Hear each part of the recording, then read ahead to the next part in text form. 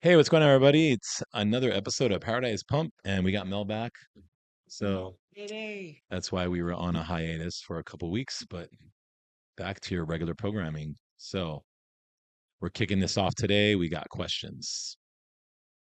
What are the questions? Our opinions on unsolicited comments from like strangers, significant others, people at work, friends. And this happens, in the gym, out of the gym, everywhere. What would your advice be on telling these people how to handle that? I don't know. I think it depends on the situation. Obviously, it depends on who's saying it. If it's a friend, it's different, right? Because friends they like to say stuff to you. They like to mess with you, depending on the friend, right? And don't be so sensitive sometimes if it's a friend because maybe they're just having fun with you. If it's a coworker, maybe you guys aren't close like that, and they're maybe that person thinks they have a right to say something to you. I guess it really depends on exactly what are they saying exactly. You know what I mean? That's my thing. Like, what is it that they're saying exactly? Well, it could be anything. So, like when I was in the midst of contest prep, I had coworkers who were a little bit older than me, Mm, and I was eating what I was eating, hence the age difference. He competed years way back when there was Mr. Waikiki, okay. and he looked at my food and he said, "Oh, aren't you supposed to cut salt? You're not supposed to eat this." And I remember when I Okay. was bodybuilding, I used to do this, that, and the third. And I was like, "Oh, that's good." Yeah. I didn't have the energy to explain. Like, you kind of got to evolve with times, technology, science, and so forth. I was just like, oh, right on. I I didn't have the energy. Yeah. Yeah. I mean, I've had comments throughout the years. I mean, a And lot he of would comments. look at my food every single time. Oh, what you eating now? Hmm. Oh, you can eat that? Oh, when I was bodybuilding, I couldn't. I'm like, So it was more about Cool. him than it was Cool. about what Yeah. you were eating. Right. Yeah. Right. And I think again, so it's every situation is different. Um, I think things like that, I kind of would laugh it off, to be honest. If somebody was doing it, I'd be like, "Oh yeah, no, no, my diet, I don't cut that out. I keep it in. This is what I do. yeah. It works really good." And I mean, I've even sometimes I'd be like, "Oh well, look here, this is my last show," like, and then be like, "Show them," and they'd be like, "Oh damn," I'd be like, "Yeah, it works, so I'm good." Or for some of the you guys who don't have the energy or the time to explain, you can just be like, my coach has me eating this stuff, and that's why he's the paid professional. There you go. You know? Just shut them down like that. Yeah, Just say you have a coach, and then they may go, "Whoa, who's your coach?" Oh, true. they may do that and be like, he doesn't live here, whatever. You don't have to tell him.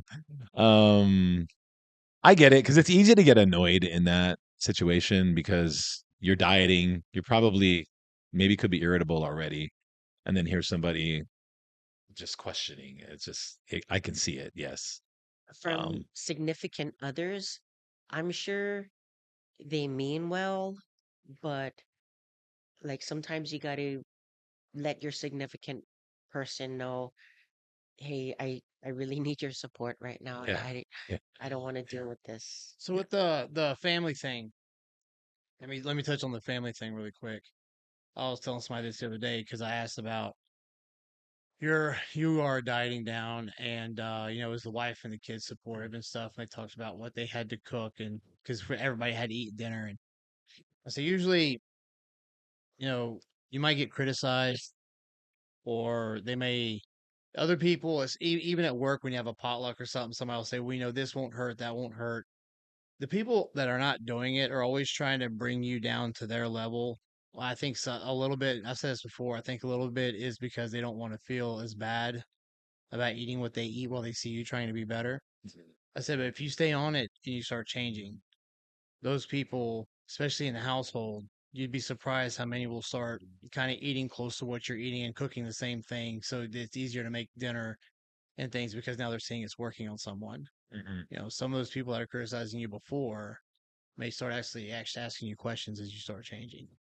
So Right. you gotta don't let other people bring you down or persuade you other. I know in the family sense, just try to make something that's not shit that everybody can eat at some point. Like, don't be like making dino nuggets for everybody every night and blame the kids for it, but that's I know the family's aspect for some people is an obstacle they have to get over. when it comes to stuff like that. Yeah, absolutely. I believe that as well too. I know some families prepare prepare food for their children or their husband or wife, whatever, separate from their meal prep. But in my household, too bad you don't want to eat what I prepare, then you cook your own food. Yeah, I agree with that completely. I did. When I was a Yeah. kid, I was white. I had to cook my own shit. My family ate it different. Yeah, I used Uh, to when I was like, yeah, I used to like 17, 16, 17. I was, into bodybuilding already, and I would have my own meals a lot of times, because I wanted to, a lot of it was just having to like, I wanted to track things, and it was hard because when you're just eating all this food, like random food, I was like, yeah. I was that person too that brought my meals to parties and was like, "Oh, "Mm, oh yeah, you can't have a little bit." you'll And get attention with that for sure. I played it down like, just thank you though. I'm preparing for a show or I got goals and I will eventually later enjoy my time and myself and so on. I I wasn't that one person that got angry though, that was just like um thinking that my family members were being rude for trying to antagonize me for eating healthily. Mhm. No, like I just stayed in my own lane, they stayed in theirs. I mean, my brother would tease me, but that's what you get with siblings. But I would tell my brother as well too, hey, that's why you look like that and I look like this. And it's all right. And we all could laugh about it and he would still eat his ice cream in front of me. It's no big deal. Yeah, yeah. I mean, I think the longer you're in it, I think the family will understand. Typically, normally, they get used to it, and then they just stop bringing it up. Unless somebody wants to mess with you. Then I used to have this one. There was a few people. It wasn't only one person, but there was like coworkers, especially, but just try and get under my skin. It was always oh well, my buddy who lives at so and so, he was jacked. He did this, he did that, he did. They would always say stuff to me like that, and I was like, oh, that's great for him. I'm like, has he Yeah. competed? Does he do anything? Oh, I don't know. I don't know. I'm like, yeah, he hasn't even competed. I'm like, dude. I'm like, okay, whatever. Like, okay, fine. And then he's like, well, he was, and they start Yeah. picking at you like he's better than you, and I'm like, dude, like I won like a state level show. This guy, you're telling me about this guy who's never even stepped on stage, and you're telling me he's better than me. Okay, whatever, bro. You know, and it can get on your nerves, especially when you're dieting, right? Because you have this lower tolerance to, especially me. I do, and so I remember getting a little annoyed about that kind of stuff. But again, being like, well, do you show me something? I want to see what it looks like. I'm actually curious. Like he sounds like he's freaking amazing, but you don't have any pictures. You don't. Yeah. And he hasn't even done a show. Okay, well, like whatever. I just again, coworkers, people just trying to get under your skin. Sometimes I think, especially and with the eating too. I think so. What about in the gym? When people come up and give unsolicited advice in the gym? Like as far as like training advice or something, if you're doing Well, something. with training advice, I was always against doing that. Yeah. If somebody's interested in knowing some advice from me, they're going to come up and ask. When you start hounding people, hey, let me give you a tip on what you're doing wrong. Yeah. That I don't like that. I was always told that was a great sales tactic. I completely disagree with it because if somebody were to do that to me, it pissed me off. And the times I have done it because I was told to do it, it never worked. The guy was always like, "Oh, I'm good to go," and I'm like, "Clearly not," but okay. What do you guys think? There was a few instances when I did intervene because it looked like they were gonna hurt themselves. Right. Like especially Yeah. when guys are forcing their girlfriends to squat it, and you're like, oh, that looks painful. So Right. like whatever, intervened a little bit. And there are other instances when I see like if somebody's having a hard time imposing, I would be like, hey, try it like this. Okay, gotcha, kid, and then be on my way. But Yeah. I wouldn't try and poach them and as like, ooh, maybe it could be a potential client. Mm. Like, nah. Yeah. I honestly, a lot of times that I did give advice, I guess, was if maybe I had asked somebody I was going to work in with them. This is before having my gym. Hey, can I work in with you? And they're like, oh yeah, I got one more set. Or sure, you can train in. Okay, cool. And maybe I do my set, and I watch them, and I see them doing it wrong, right? Pretty bad. And I might say, hey, you mind if I give you a little tip or something? They're like, oh yeah, sure. And I'm like, well, and then I do it like this, whatever, and I'll show them. I'm like, oh, okay, and I'll kind of explain it. They're like, okay, because I'm kind of there already, right? I'm there. I'm working in, or I'm waiting. So I feel like not being rude. I mean, it'd be kind of weird, I think, if I'm seeing the guy across the gym and I'm just like walking across the gym. Hey man, I want to tell you something, bro. Like, unless like you said, unless the person's like about to break their back, and it's like really bad, then I might be like, whoa, like, do you need help with that? Yeah. Because dude, your back's about to blow Yeah. out. I think if you're working in with him, it's in that sense, it's Working with okay. him, Yeah, yeah, it's that's not fine. so weird. Yeah, Yeah. it's You're different. just kind of like, hey, I noticed you're doing this. Let me give you some advice. Yeah, that's it. So, Yeah. choosing a coach. This came from someone in here that wanted me to ask you guys about this. What should I look for in the first meeting with a new coach, and when should it be time for them to move on to find someone different? Interesting. That's a very good question. So choosing a coach, I mean, for me, I'm gonna do a little bit research on the person. I mean, we are at that day and age of a lot of information, whether or not be good or bad on the internet. There's an abundance of resources that you could do a little bit of research about that person on the internet and or your local gym or other people in the gym, your thoughts, look at their background, their accolades, shows they personally may have won and their clients. Uh, is their clientele your niche market? Is that what you want to do? And are you in alignment with them? First and foremost, I do for myself, I have consultations with individuals to see if we're a match. And I tell them straight up all the time, like, I might not be suited for you. If you can't get through this first phase with me, I don't want to waste any of your time, nonetheless mine. So, s- so be it. And you kind of can tell more or less whether or not you fare very well with that individual. There was only one that I gave a full refund for No. because she apparently felt like I didn't have enough time for her when I told her explicitly, I'm not here to babysit. Like, you're not paying me enough to babysit you for that. So I she was just like, well, compensate me for this time and whatever. Um, I was like, you know what, you can have it all back. Like, I don't I don't even want to deal with you. Good luck to that. Um, and then later on with few other individuals, you kind of learn later in the prep. You're like, oh shit, this is actually a lot more difficult. We're not communicating well, and you kind of just let them go after that prep or maybe that show or that time that's been allotted. Um, for me, when it's time to move on and find a new coach, if we're already having a hard time through that maybe allocated time that we said we were going to work together, maybe that 8 to 10 weeks, and it didn't serve us very well, yeah, definitely go find a new coach because I can't get through to you the way that a new coach may be able to get through to you. Maybe I'm just stupid and not knowledgeable enough about things that you may want to be interested in or know or learn. Or we're just freaking like oil and water at the end of it all, and it's fine. No hard feelings. Yeah.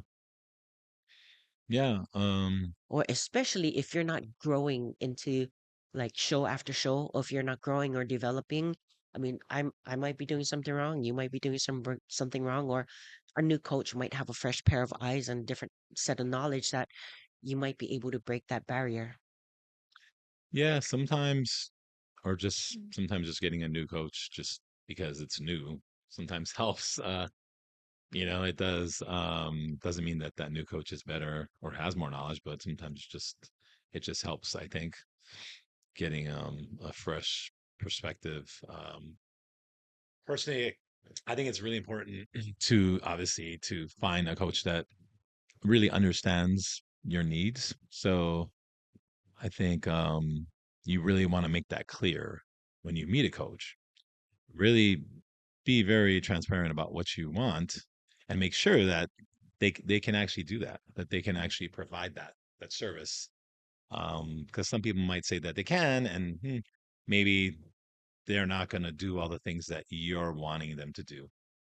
but you need to be clear about that early, because I think it happens a lot of times. People don't communicate very well and they're not very clear, and the coaches don't necessarily know.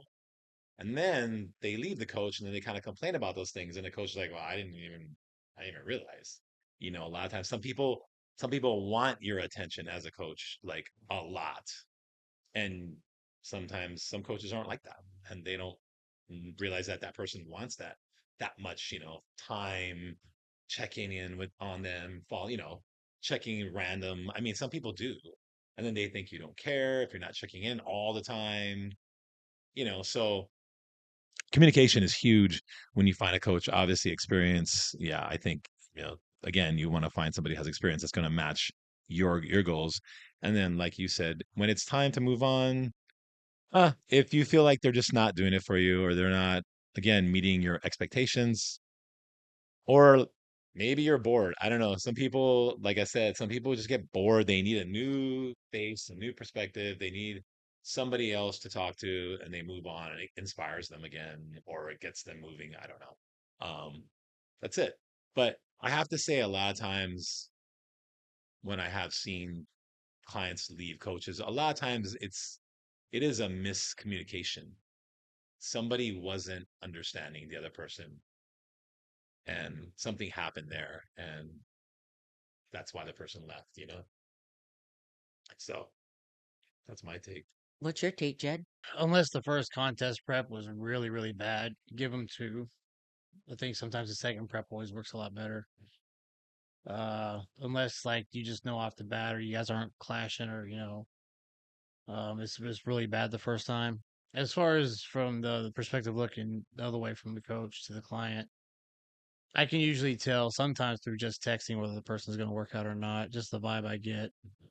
If not, then usually when they walk in and start talking, my consultations don't usually last over 15, 20 minutes. That's one reason why I don't charge for them. And I can usually tell within the first few minutes if it's going to work or not. Just by gut feelings, by the 15 years of experience I've accumulated, I can tell some certain red flags and phrases people say, and just the way people act when they come in. I can usually tell.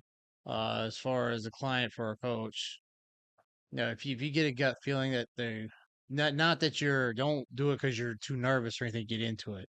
But if you legitimately your gut tells you something's not going to work, then don't invest. Go to find something else. But I have seen people that will shop until they find the coach that does what they want, as far as, well, I want a coach that can let me eat a cheat meal once every week, or that only trains 4 days a week. That's not what I'm talking about. Like you need to find someone that's going to tell you to do what you need to do. But you know what I'm saying? Like Yeah, I've seen people hop coaches just because this one won't let me have a cheat meal. This one, like, well, maybe it's because you don't fucking need one. Okay, yeah, that's Yeah, crazy. it's like the people they'll do shit like that. So you gotta get that out of your head. But someone you communicate well with, that's about it. I mean, I don't know. I just go by vibe when I talk to people. Hmm. yeah. Yeah. As far as choosing a coach as well too, from my perspective, it's hard. I like to give the people the benefit of the doubt. Yeah, I do consultations, and like I said, if they can't get past the first couple of check-ins and you already know you're gonna have a hard time with them, and then they go back and badmouth you, and you're like, oh, what the Yeah. Right. Yeah. do you reimburse their money? I don't know. I mean, maybe if they ask for it, I don't know. I've never had to reimburse anybody. Um, You gave them the meal plan, you gave them the yeah. workouts or the, whatever macros, Yeah. Yeah. workouts, and you guys are subjected to this amount of weeks, Hmm. but they just kind of like fall off the radar. Do you reimburse them? Oh no. No, if they disappear, no, No. that's on them. No, That's on that's not, them. Yeah. yeah. No, and I have them sign when I sign people up for training, I have an actual contract, and it says like there's a refund before we you can refund before we do any workout sessions. So if you sign up 2, 3 days later, we're gonna train, you decide you don't want to do it, that's fine. I give you back the money, right? But once we commence, we do the one workout session we've started. That's it. Like there's no refund. And if something happened, somebody bought 12 sessions and we're like 3 or 4 in and oh man, some emergency thing, and they're like, I'm leaving the island for 4 months. And I'm like, oh, okay, well, all right. Well, here, then I can refund, and sometimes I'll just give them all back the money or like a percentage of it, you know what I mean? But it depends on what it is, right? Um, because emergencies happen, things happen. So I'll give them the option of putting the sessions on hold too. yeah, you can do that too. Yeah. But I better not see you 2 weeks from now down at or training Costco. with another client, And training with another now coach. you're at the other gym training with somebody. I'm looking on some stories. I'm like, wait, hey, I recognize that person? So yeah, not that I would care at that point anyway. I'd be like, whatever. But yeah, because that's another thing. And I don't know, maybe you guys have experienced this, but have you had it happen to you where maybe a client lied to you to get out of the workouts or to leave you as a coach and they made up something and you're like, okay, and then you kind of find out later, that wasn't really the case. Like they just didn't know how to end it with you as far as training, and so they made up some little story to get out of it. No, I didn't have bad breakups like that. I just got left on red mostly. Oh, well, They just that's probably, I don't know which they was just fell worse. out and was just like, you know, Ghosting yeah, or I lying. get Which one's ghosted. worse, I ghosting or get ghosted lying? most of the time. Yeah. The most as far as lying, being lied to is the whole coach, I'm doing everything you told me to, and I'm still not losing weight or picking up muscle. I'm doing everything, Mm, and like you're throwing the book at them. yeah, yeah. You had already more than a dozen competitors under your belt, and you are yourself a competitor, Mhm. so you kind of know more or less what you're doing. And then you get this one client that does the whole like, coach, I don't know, I'm doing everything. Yeah, So I yeah. usually get I think those, everyone's had that client. and then after the end of that prep, they kind of just fizzle off and then find a new coach. Mhm. Yeah, it's fine. What about you? Ghosted or lied to? Um, kind of ghosted, but those weren't not competitors. I mean, yeah, I was kind of ghosted, I think. Lied to. I'm trying to think. Have I gotten? Maybe, but I think maybe a little bit. They were just trying to be nice about it. It wasn't a bad lie, but it just was kind of a lie a little bit, like a white lie.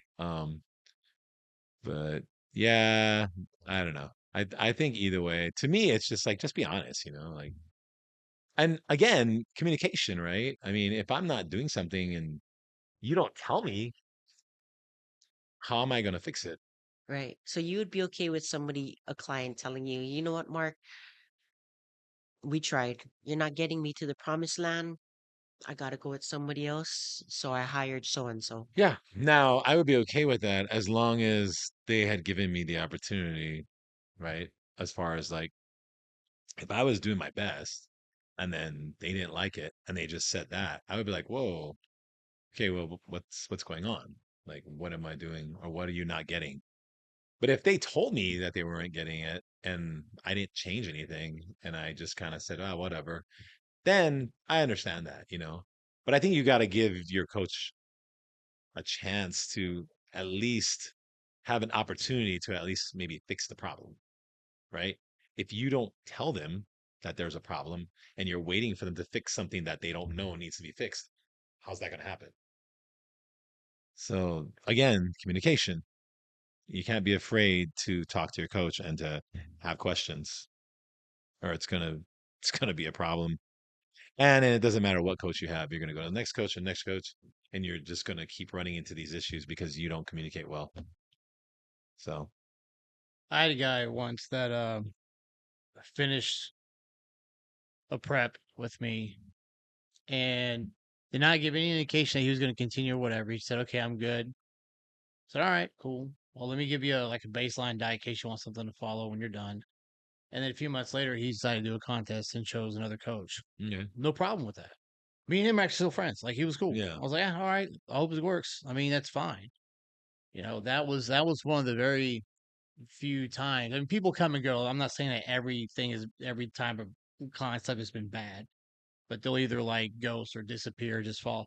That was the first time I ever seen anybody handle it 100% appropriately, where Mm. they went the same gym to a different coach after. Yeah. Now he didn't say, "Hey, I'm going to try some of this," but he left. He said, "Hey, I'm good here. I got what I wanted," and then he showed up with another coach to do another prep. He told me he's like, "Yeah, I'm going to do another contest." I'm like, "Good, awesome." I think a lot of trainers, well, not a lot, but a lot of newer coming in trainers would probably take that offensive. When I took it as it was perfectly fine, because we had no bad issues. He just wanted to try somebody else to see if it'd be different. That's fine, you know. Yeah. A lot of trainers would probably get offended by that. Probably. I do have a question talking about coaching, coaches, spouses, unsolicited advice.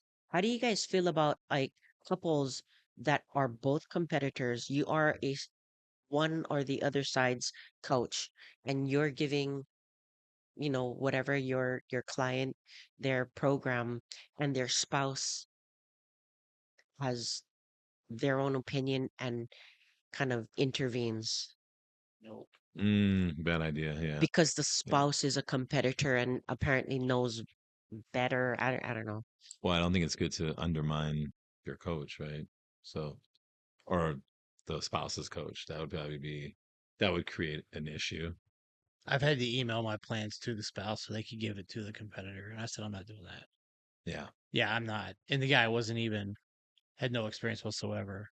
He just wanted to see everything I was emailing her. And I'm like, I mean, you can see it, but I shouldn't have to email it to you and then you send it to her. That's a little weird. Or just CC Yeah, I'm not. inside I'm of the not doing email. that Yeah. shit. Yeah. I said I don't talk to you through him. That's not a problem. It's Right. like, Or like just say like I was a coach and I had a competitor, and then she has a spouse that also competes, has a different coach, does hit things very different from the way that I do things. And then he would interject and be like, "Oh, don't do it like that. My coach has me do it like this, so do it like this." Um, Hmm. bye. bye. Yeah, Bye. Bye. not Bye. dealing with that shit. Bye. Bye.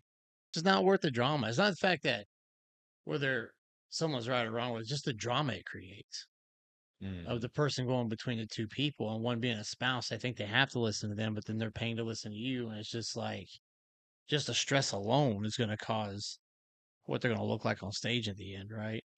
So Yeah. that's a variable that does not have to be there. I got another one talking about advice. All right. You guys started this. We're almost Another done. one. We're basically done with the questions. Another one. You as a coach, you give your client a program on their diet and they have a training partner. Some training partners are there to lift weights with, and other training partners are actually great at bodybuilding with. Where do you guys draw the line for them to train with their partner? Whoever's the one that's got the plan with the prep, that training partner needs to support that. I mean, it's not like this guy's bodybuilding and he decides to train with the powerlifter and the powerlifter's like, we're going to do things like this. That ain't happening. But if you got a buddy that's just spotting you and tagging along, and he said, "Oh well, I'll do whatever your plan's doing. I'll just tag in with you." Yeah, that's fine. Yeah. Now he's got a spotter. He's got somebody to push him and help him. That's fine. I had a peculiar, many, many instances where I had someone I was helping where he had a training partner. Training partner is also, very versed in bodybuilding, powerlifting, cross training, and all kinds of sorts. So they made excellent partners. Hmm. Very, very complementary to each other, and especially for my client's growth and development, which worked out really well. And, it saved me a lot of headache and time and such, where I was able to say, like, hey, this is what he needs to work on. And they executed and it turned out beautiful. However, there was other instances where I had a individual where she had training partners. Okay. It was more like exercise buddies where like they were not bodybuilding specific. Her training partner, her exercise friend, may have competed once, twice, couple of times before, may have a name for herself, but as far as orienting bodybuilding from exercising, it's like we're talking apples and oranges here. Okay. So yeah, it was a little bit of conflict, but um maybe I should have said something, but at that point in time in that episode, it's just like, knock yourself out. Do your thing. You're gonna look how you look at the end of the day because you're True. adamant about exercising like that. So, how do you feel? Yeah, I think it's a bad idea. I mean, I think if the person is training for a show, right? They're Yep. training for a show, then there's a specific training. So, yeah, it wouldn't if they're in there and their friend is this like functional fitness person, and I see them in there and they're doing all kinds of functional stuff, and I'm like, what are you doing? Oh, well, it was leg day today, so I just figured, we're doing all these like type of leg movements, and I just figured I'd just do that with him, and I was like, wait, what? What are you talking about? Like, oh yeah, well, we're doing these body weight squats and this, and I'm like, but no, like, I would be like, that's makes no sense, like, you trying to compete or are you trying to do CrossFit? Like, what are you trying to do? So it's you want to compete, train for the sport. It's like every sport, right? It's like, hey, train for that sport. If you want to do good at that sport, Yeah. that's it. Train for what you're trying to compete. Sport specific. Yeah, sports exactly. So I think it's if you want good results, you know, to me, that's how I look at it. If you want to have good results, possibly win, you have to train like a bodybuilder if you want to do good in a bodybuilding show. How do you feel about that, Jed? But what, training partner? Yeah. I kind of touched on it earlier, but it falls under the line of you have a goal, so anything that gets in the way of that goal needs to go. Hmm. So if that means your training partner, then that means your training partner. Yeah. You can look at it like that, you know. A lot of people as well too, um, they try to pinch pennies and not want to onboard me as a trainer, thinking that they could handle contest prep on their own, exercise, weight training on their own, Hmm. and they're missing out a lot of meats and potatoes when you guys are trying to bodybuild, because being sports specific, there's a huge difference between exercise and bodybuilding. You know, trying to spare yourself a couple of pennies because nah, I don't need to hire her as a coach. I think I know what I'm doing. Yeah. All right, good luck. That's why you're gonna look the way that you look then. That's like what I said a few weeks ago about people. I can do my own off season. It's like you just did your first prep with me and had no clue what the fuck was going on. Now you're gonna do your own off season. Yeah. I mean, it's interesting because a lot of people think, especially in beginners, right? Say they've been lifting for a year or less. They, there are people in there that think that they know how to lift correctly. And I even forget this sometimes when I'm training people, like newer people. They had 6 months of training under the belt and they came to me, right? And it's okay. So I trained them for say like maybe a month. And my expectation a lot of times is I'm thinking, man, what's up with this guy? He's still struggling on this leg workout, and what's going on? Not realizing it hasn't even been, I've been only training for a month. He's only been training for maybe 7 months total.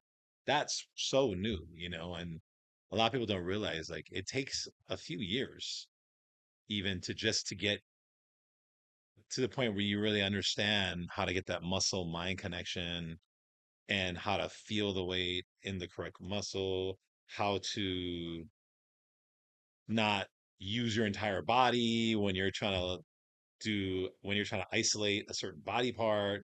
So all these things, right? That it takes people years to get that. So sometimes I kind of forget because I'm like showing them and I'm thinking, dude, you should be getting this, but then I see it and I go, wow, like this definitely takes a long time. Yeah, And some people learn quick and some people it takes longer. But to really understand and be good at bodybuilding, like it does take years to know how to isolate muscles and to have the correct form consistently and to not overcompensate and to work out the imbalances because a lot of people start out they're always going to be stronger on one side and it takes a little while for that to even out. um just a lot of little things that everybody almost when they start out they have something, unless and it's helpful if somebody had played sports before, maybe they lift throughout high school so they have a lot of on and off experience lifting weights, moving weights, so they kind of get it, so you can kind of get them to understand a little quicker. But people that are really new, it's going to take time. I mean, even those that are fresh out of school, sports med, kinesiology, got your ACSM and NASM, CECSCS, and all of Yeah, that. you get them all. It still takes a lot of time behind Yeah, reps and sets for you to figure out proper technique. So just because you have all of these fancy, you know, yeah. alphabets behind your name, that don't mean shit. Sorry. I mean, Yep. same It's goes the for the old dude in the yeah. corner of the gym that's been there forever. And he's been doing that same workout since 1988. So I, those guys too, right? They've been doing the same program, locked in for the last 35 years. I There's keep dudes like, saying, check the fruit on yeah, the tree. I mean, if that's something that you want to replicate or emulate, and check the fruit on check the tree. check the food on the trip. Yep. It's not that hard, man. Check the fruit on the tree. Yeah, that's funny. You know what was funny as it was interesting because actually today one of my clients, I've been training him now for 2 months, but he had some lifting experience for about a year on and off, him and his friends. He's young, he's like 21. So I was showing him how to use straps because he's never used them. And for, people think, oh, straps, that's lame. Well, guess what? If you're bodybuilding and you're trying to develop your back, it's not lame. Okay. If you're training for a sport or for strength, yeah, I don't recommend using straps. But if you're trying to isolate your back muscles, guess what? It's not lame. There's a purpose for it. That's why we use them. So we isolate our back muscles. We're not trying to build grip strength. That's for a different sport again. So anyway, I was showing him how to do it. Yeah. And I show him and I go, okay, here, do it. And I say, just put it on. So he's trying to do it, puts it all crooked, right? All weird. And I go, no. I go, okay, take it off, take it off. And I go, here. And I show him again. And I go, the bar, strap, hand, bar underneath, strap underneath the bar, wrap it, Tighten. tighten from the outside, go on the outside, rail it. Okay. So I said, okay, here, get it all, do it all, get it on. Tell me whenever you're ready. I'm going to look. Okay. So I wait. Got it wrong again. I mean, it honestly took us I mean, probably 10 minutes to be honest to get this right. And then after we did this set, a couple sets, I was having to correct them. We went to another exercise that needed the straps again.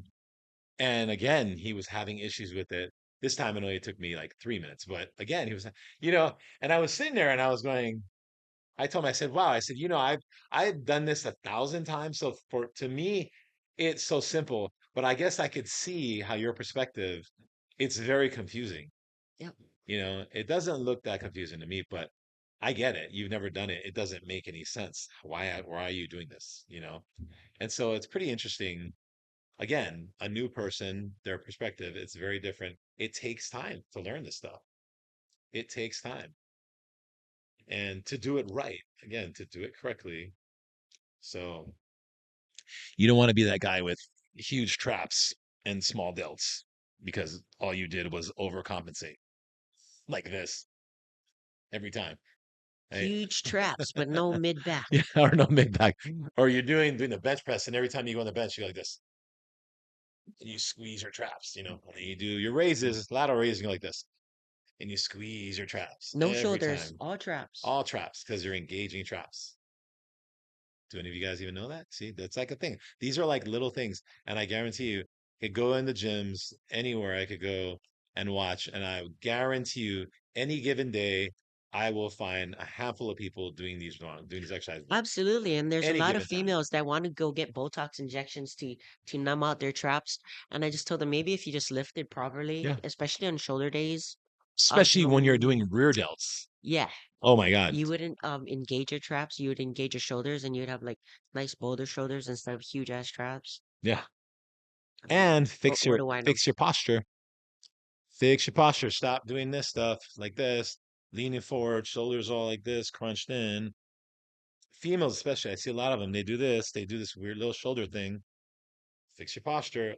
That's a huge one, and that could take years to do. Actually, if you're older and you've been doing this your whole life, crunching your shoulders forward like that, that's going to take you a long time to correct that. But if you do, you'd be surprised. You'd be amazed on how much better you would look instead of you're just because a Yeah, lot of people, the posture is so bad. They do this. Well, people So, also catch themselves with their knees when they do leg exercises, and I can't stand that shit. Like they'll do a leg press or a squat, and they'll throw their knees in oh all the yeah, time. yeah, valgus. yeah, Their knees with It's valgus. Yeah, like, yeah, yeah, man, you're yeah. gonna They blow your start to knees out doing like yeah. that. this. They do this It's oh god, on the leg I can't press. stand They this do that. shit. Yeah, And they load more weight, and they get worse. yeah. That's another thing too. That I think people make the mistake is they want to, so say you're trying to build muscle, 8 to 10 reps, right? That's a good amount of reps to build muscle. Okay, so say 8 to 10, right? Especially for upper body, right? Well, you're wanting to keep it in that range, but you're kind of new, and the problem is that once you start to hit failure, you get close to it, your form goes completely off, and you start to compensate. So because it's a certain load, right? But if you lighten that load and you say in the 15 rep range, which yeah, maybe it's a little high for building muscle for upper body, legs, that's fine. Upper body. Um, the thing about that though is as you go to failure, typically your form, you tend to keep your form better because the weight is lighter, even though you're going to failure, that weight is a little bit lighter, and you can kind of keep your form better and get to those 15 reps. And then once you can master that and you can get 15 and you can do it nice, then you can start going a little bit heavier and start maybe getting down to 10 reps, 8 to 10 reps. I think people rush that part and they go into these overloads and they still haven't even been able to get the form down to get 15 clean reps on a weight that's maybe, I would say medium heavy, not even really heavy weight for them. And so, and it happens all the time. So all the beginners I always keep them higher reps until they can show me that they can get to failure in the higher rep range. Then I can make it heavier. And then now with that load, we can start to get to failure and still keep that form. That's what I A lot of noticed. new people don't know what failure is, though, either. Yeah, no, They'll that's just true say like, too. "Oh, coach said 10 reps. 10 is 10, easy peasy."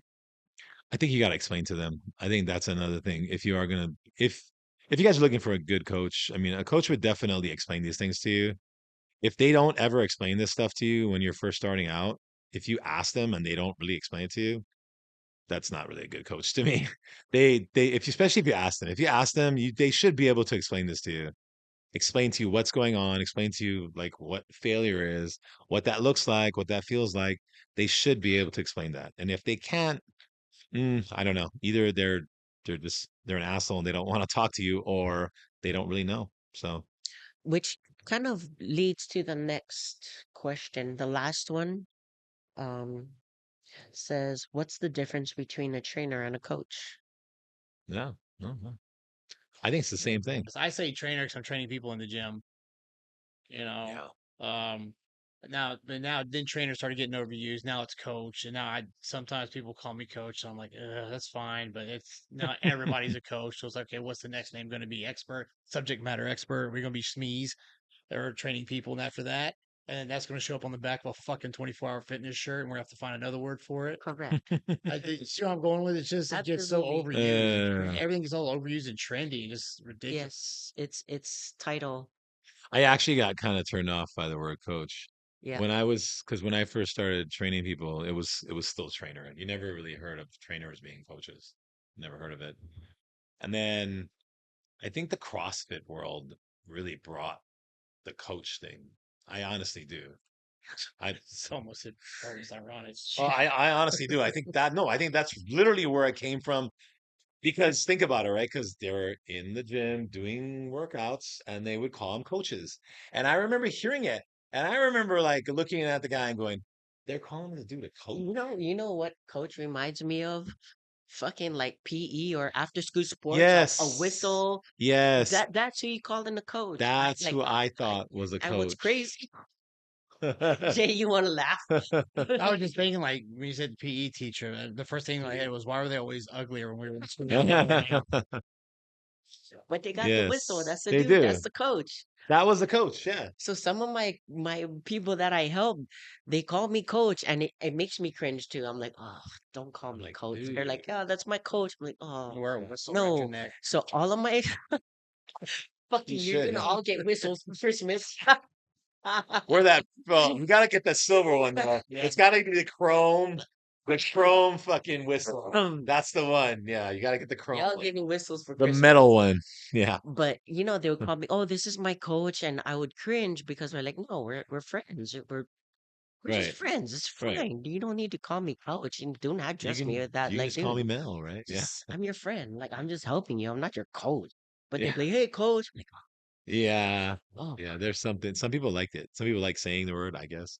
Yeah, I always got cringed out when I first started hearing it towards me, I was like, oh, whatever. But again, I mean, I'm kind of used to it now. I just like some people call me coach, some people don't, and that's fine. I don't really Well, care. there's some people in the gym that I don't coach that call me that out of respect, Yeah. and I get that, and I'm okay with that. Yeah, yeah, There's yeah. a couple guys that don't know my name. They just say, "I'll see you later, coach." And I Yeah. get why they're saying that, and I'm okay with that.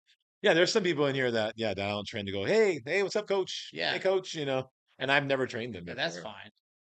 And I'm like, oh, it I'm takes me, telling it you, still takes me a little coach, bit. still whistle. It takes me a little. Or the guy on what is that? That freaking Cheers? Isn't Yeah, there a yeah, coach in yeah. Cheers or whatever? Code, yeah. It still does. I mean, I have to say, the first time somebody says it to me, I still kind of go like, "Oh, okay, hey, like, coach." It feels old. I don't know why, right? For PE It's like, teachers. damn, I feel old, like coach now, like a PE teacher, right? It reminds me of that old ass PE teacher. They probably weren't even that old too, but we were young, so they're probably in Now, their I or 30s. even like when people ask like what is it that I do? Mm. To be honest with you, my official title, I'm a fitness consultant. Ooh, sounds pretty I'm cool. a fitness consultant. That's all I will tell you what to do, but Yeah.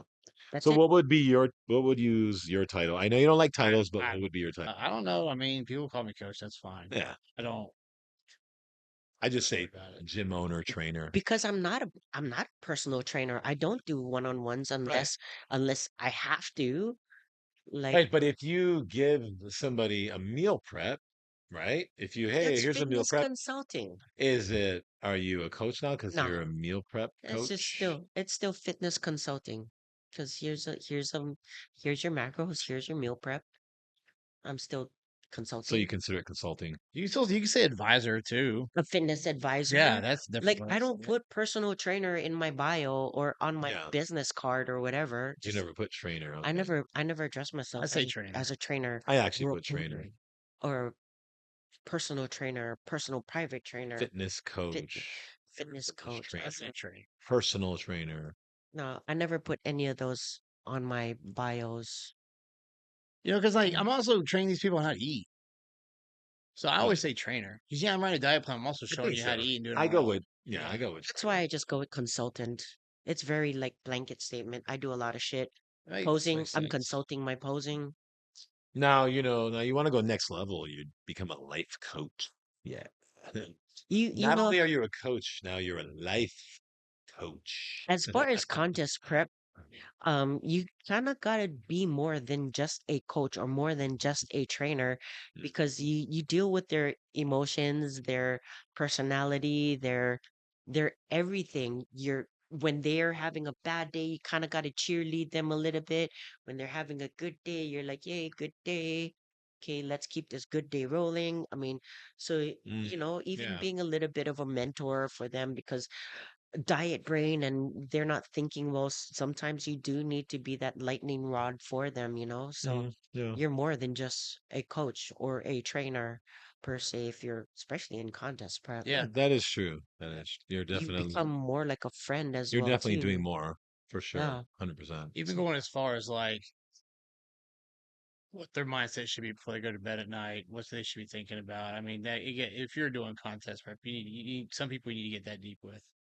I Yeah. mean, a lot of my contest prep people I ended up be doing fucking counseling for Right? because they had just shit going on in their lives that need to get squared away so that they can concentrate on their contest prep. And, Yeah. that's what I had to do. Then that's what I had to do. I just had to make sure that they were safe in their home environment so that they can proceed on with their contest prep. Yeah, because do you think that part of your, say, as a trainer or a coach's job is to inspire, motivate?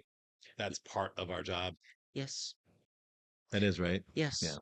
Because why would you hire a fat coach or a fat fitness consultant or a fat trainer unless they do it for you? But how would you get motivated? I don't know. Could they motivate Maybe you? that Yeah. fat coach was even fatter before, lost a lot of weight, and they are what they are. So that might be, hey, there's a niche market for everybody. But as far as being inspirational for me, I've acquired what I did because I was inspired by somebody better than me. Right. Right. And everybody's different, right? Some people get inspired by different Yeah, things. They get absolutely. motivated by different things, right? Niche market for everybody. Yeah, exactly. So, yeah, so that's part of the job, right? We're not just teaching people how to work. We're not just giving guidance on how to train and how to diet, but we're also motivating and maybe giving them those little pep talks or Yeah, it those gets little quick emotional. little speeches, get them going, or they come in and they want to quit, right? Yep. And I'm sure you've had that. I've had it. Oh, I don't know. I don't want to do this anymore. I don't think I should do it. I think I'm done. I don't want to do the show. I'm over it. And, you got to give them the pep talk, get them through, they got like 4 weeks left, they're hitting the wall. So, you know, Each client on our end is also an investment, and we also want to see a return on that investment. yeah. So that's if you really take the job seriously, that's kind of how we have to look at it too. We put all this time into this person, try to motivate them, try to keep them going. We want to see some changes. Hmm. It's so crazy, and I'm guilty of it too. I get some clients that I don't give them back enough, like positive reinforcement or feedback, just because, like, man, that's what you got a girlfriend or boyfriend for, or like whatever. And You're not wrong. I don't give enough. Like, oh, you're doing great. You look good. You look amazing. Yeah. Yeah. And I had two of them ask me straight up, like in quiet, silent time. They just sat down. And was like, no, fraud. Do I even look okay or what? And he Right. didn't even say anything like for the past 3, 4 weeks. I'm like, oh shit, my bad. Like, dude, I'm so sorry. Yeah, you're fucking on point. That's why you should be worried if I do have something to say more Because than that would be I correcting don't you. have. Right. Yeah, Yeah. exactly. And I'm like, I'm so sorry. Yeah, so Yeah. those I'm, two I, I'm guilty occasions. of that too. I would just watch the process and be like, "Oh, good job. Good. Yeah, Looks good. Looks you're good. almost Keep there. going. Right Keep on. going." Keep Yeah. going. Keep Yeah. going. I'm not saying a whole lot because you look good. I Yeah. mean, you're doing great. But I've learned now to, yeah, give feedback, even a little Yep. bit. Hey, you're doing good. Keep it going. All right. I'll see you, 3 days from now. Let's go. Okay, like that. Just A something. little bit of positive Yeah, reinforcement. just Yeah. something so they know they're on track at least. So I that's all the think, questions. Oh, yeah, That's it. I think that okay. was all the questions from Okay. that That's great. Q&A. Yeah, we have a guest next week. So Yeah, Jed's client. Yeah, I'm excited. it'll be Hmm. a good one. She It'll be Yeah. made good. lots of improvements, so Yeah, Oh yeah. she's gonna talk about how it's helped her at her job and what it was like when she was so heavy. Because me and her have talked a lot about this when I was training her.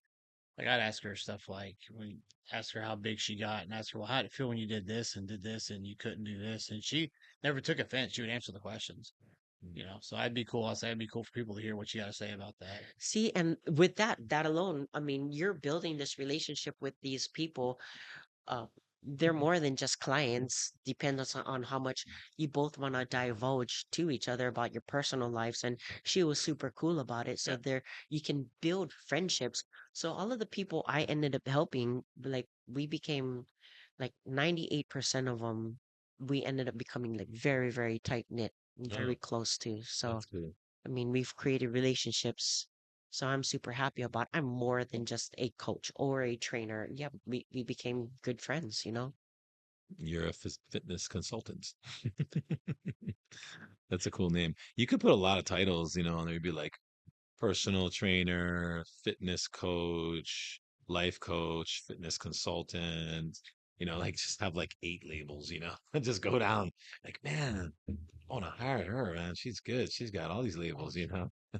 Then run down all those acronyms. NASM, ASCP, CCPD, whatever. Now There's that's too so much. many. Oh my God. That's why a fitness consultant, it's a blanket statement. Yeah. Yeah. No, it's cool. All right. Well, um, good episode today, and we will definitely see you guys next week on Paradise Pump. Aloha.